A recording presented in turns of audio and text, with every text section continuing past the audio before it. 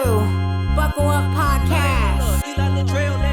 My mic is right. My mic is tight. My mic is high. My mic is tight. Buckle up podcast. Buckle up Podcast. Buckle up Podcast. Buckle up.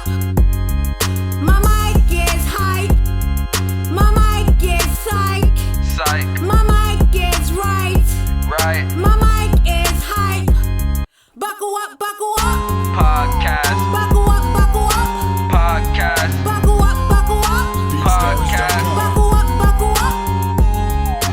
Listen up close, we here to spread the news. Buckle Up Podcast is the voice of the views. So let's talk about topics and points of views. Buckle Up Podcast. Hey y'all, hey, welcome to the Buckle Up Podcast with your host, Shablee McGinnis.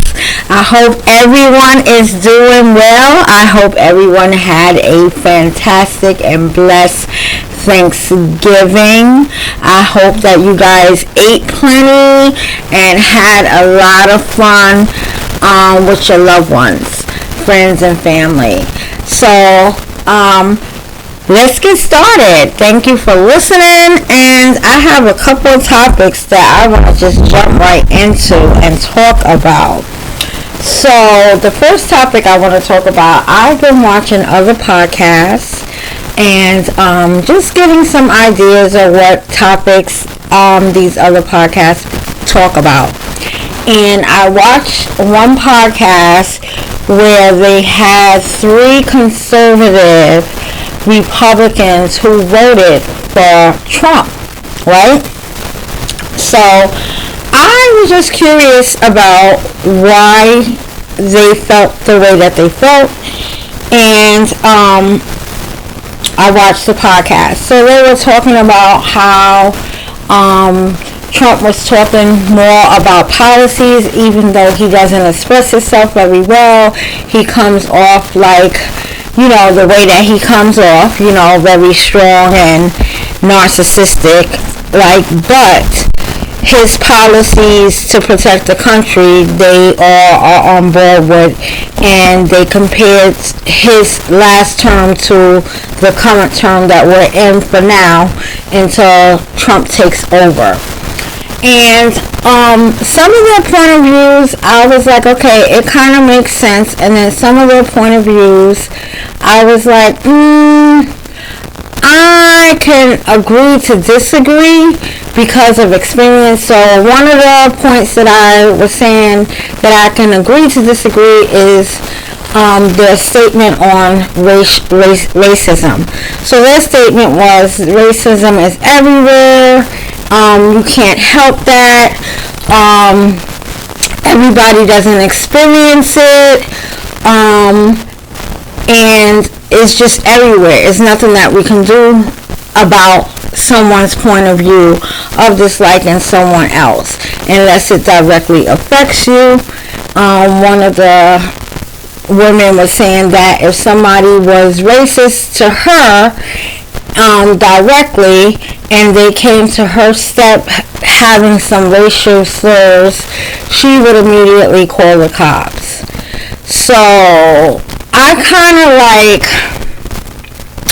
I understand and I don't understand. I get it and I don't get it because it's kind of complex, okay?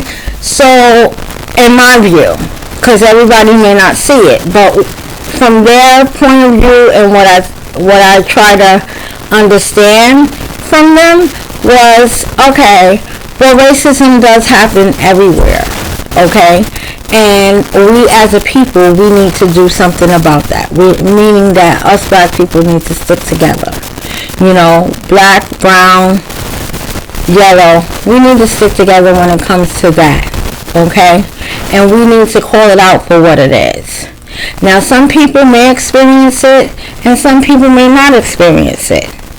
Okay, I've been in that situation where I've moved south and I did not experience racism, and I lived there for 2.5 years. Okay, then I moved upstate New York, and it's a totally different ball game where I experienced it, where I expected to experience when I lived south. So it kind of culture shocked me to experience that up here, and it was micro racism. You know, being the only black person on the job, having to work equally harder than your counterparts. You know, not being in a diverse setting. You know, and if you're in a diverse setting where it's just two of you, you know, they want to keep you apart. Okay, so that's my experience. But they were trying to say that, you know, it doesn't affect them. It does not affecting their money. It's not affecting how they're living their life. It's not affecting you directly. But where I disagree with them is, look at the police, you know, beating up and stopping black and brown men. You know, the killings of around the country of black men. You know, they said there was a statistic of whites being killed just as much as black people, but it's not polarized in the news. So it's like I agree on some topics with them, and I agree on different topics with them. But I found it interesting to see these ladies' point of view and see what they're talking about, and kind of having an open mind. And I just say that to say, with this January coming, and we're going to have Trump again for president, we just need to pay attention to what he do in government and see how that helps the people or how it may not help the people. So for me, I'm just going to pay attention a little bit more. I'm not really a politics person, but I just want to pay attention a little bit more to see what he does for this country and us as a whole. But I found it interesting that, you know, these ladies have their own podcast, and they were on this other podcast that I watched that was interviewing them, and then they had callers coming up, and some of the callers that was coming up trying to engage and defend voting for Kamala Harris. You could just tell that we need to be a little bit more educated in politics, because these ladies knew their politics, you know. So certain things that, you know, a couple of people were trying to defend, they came back stronger because they had politics and the other person didn't have enough knowledge of the politics. And I was getting upset because I was like, you know what, we as a people need to really do our research in the policies in which we put these people in office.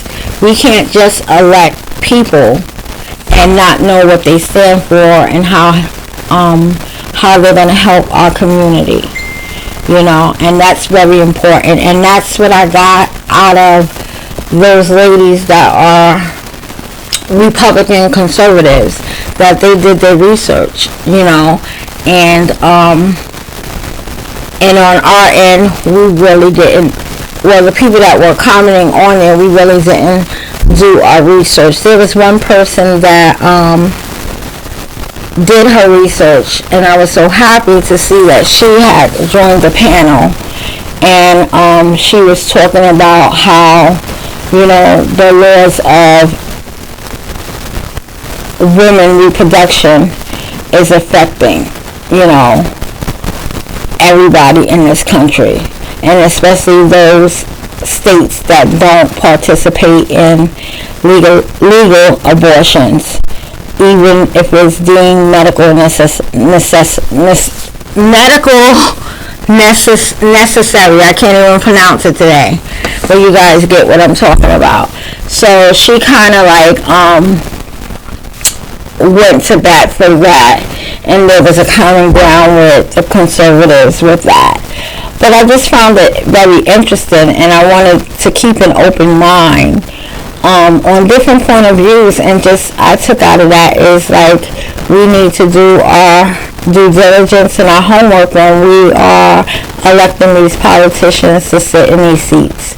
We need to know what they're voting for, what they're not voting for, because it affects us. It has a profound impact on us as a community and as Americans. So that's what I got out of that. And I always say that in every negative situation, if you have an open mind, there's always a positive that come out of it, and you can always take away something from it, even if you don't agree on a stance.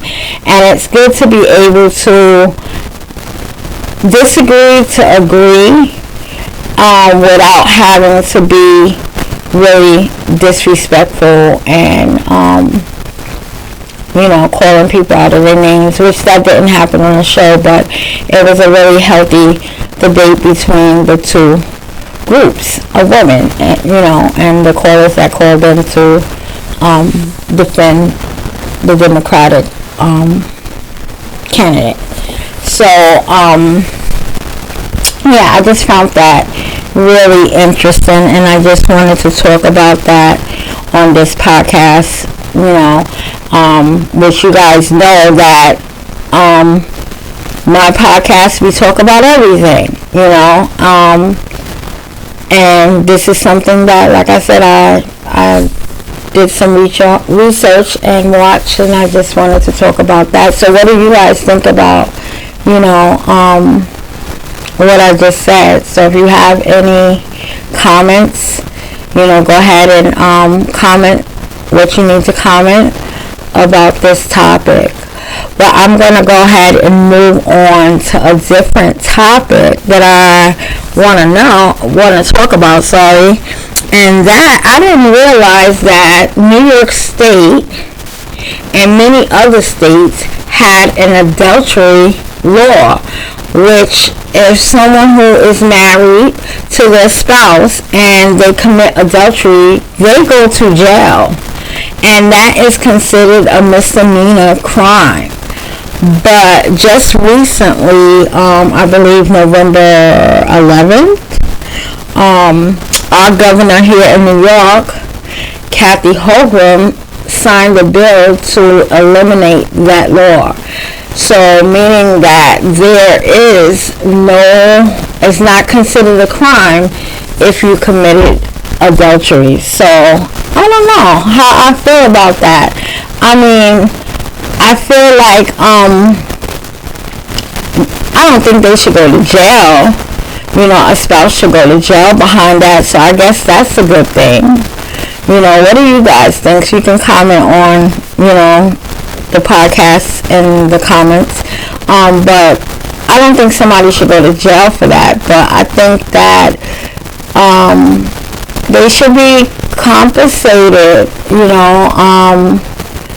for emotional distress, But I didn't even know it was a thing.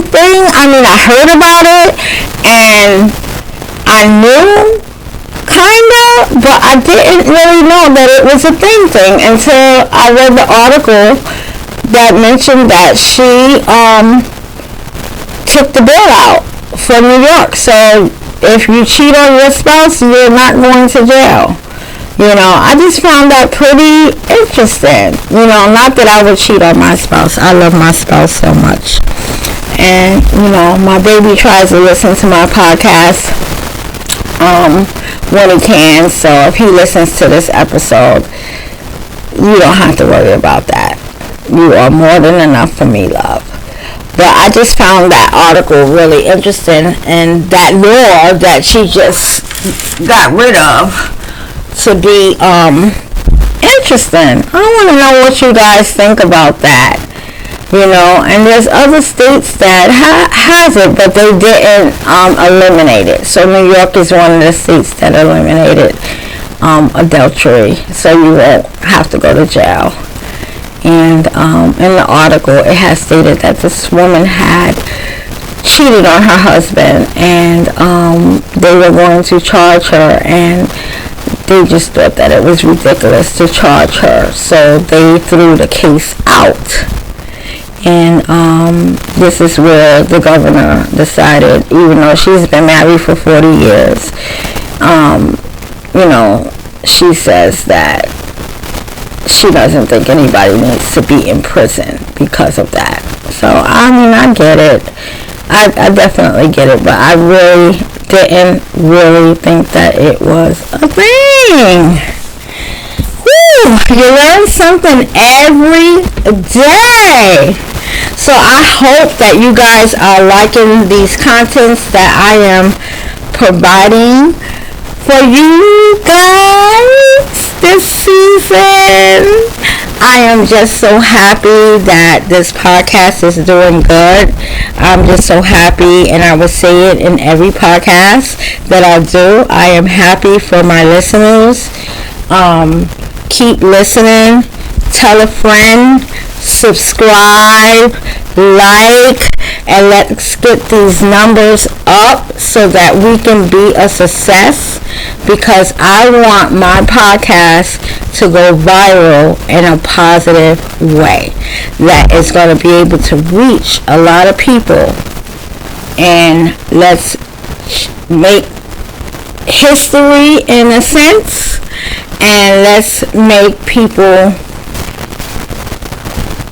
happy by listening to the podcast, and let's change some lives, with the content that I am providing for this. So, I'm just going to say thank you. Keep listening, keep sharing, comment, because I would like to know your views. And I'm going to go ahead and end this podcast as I normally do with Luke 22:46. It says, rise up and pray. Woo! Rise up and pray. So I'm going to say what this means to me in my spirit.